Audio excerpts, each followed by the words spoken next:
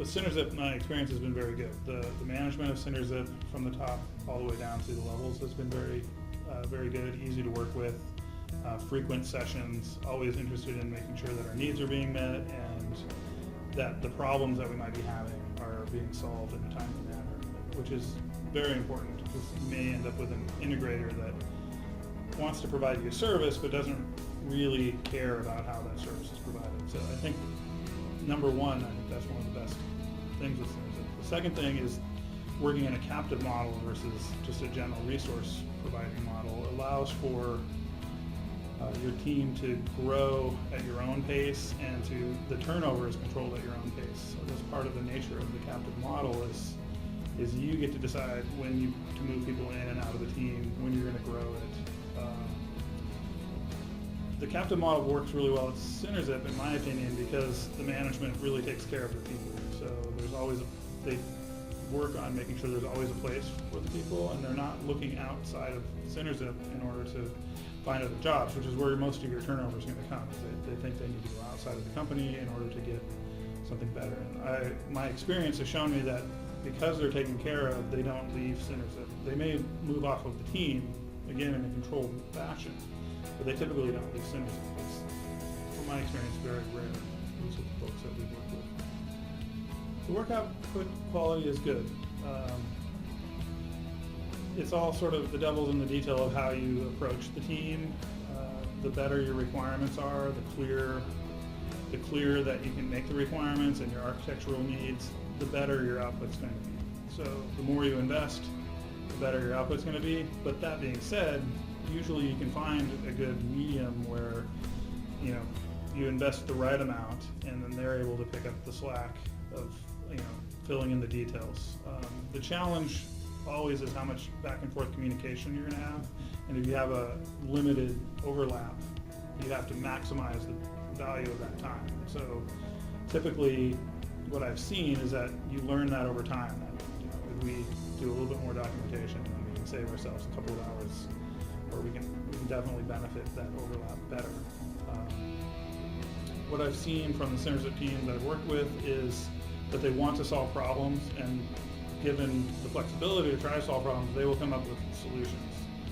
It's always in your best interest to double check and make sure those solutions fit with what you're trying to accomplish, but they're quick to offer solutions, and they're very thoughtful in trying to come up with solutions. They don't get blocked easily, which you might see with other offshore teams where I don't understand this, so I'm just going to wait until the question's answered, and sometimes that slows you down tremendously.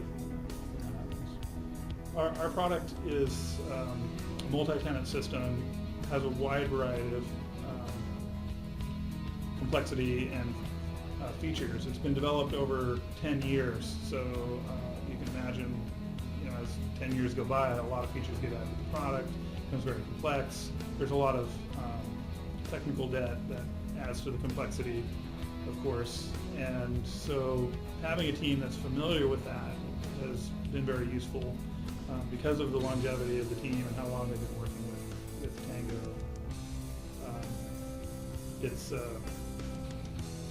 it's been helpful because they understand these complexities and they're able to execute on them.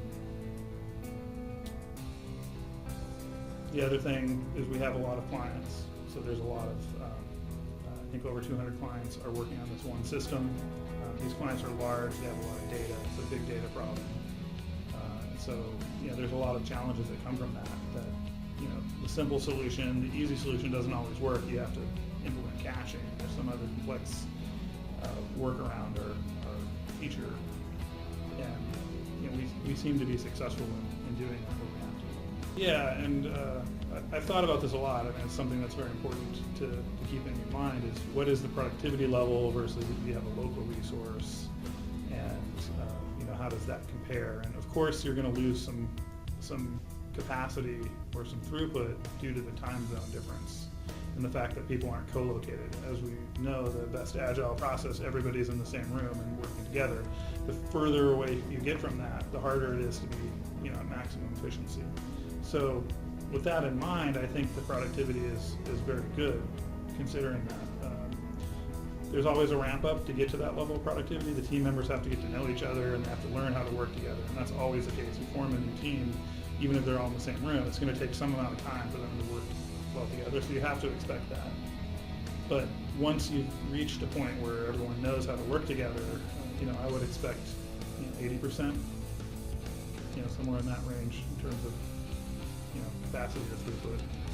Maybe a nominal case, conservative case, 2 to 1 in terms of cost, 80%, 2 to 1. I mean, you're going to see an obvious cost benefit there of, reduction of maybe 40% of cost or even more per resource. So, to expand that out by a large number, 10 team members, you'll definitely see bottom line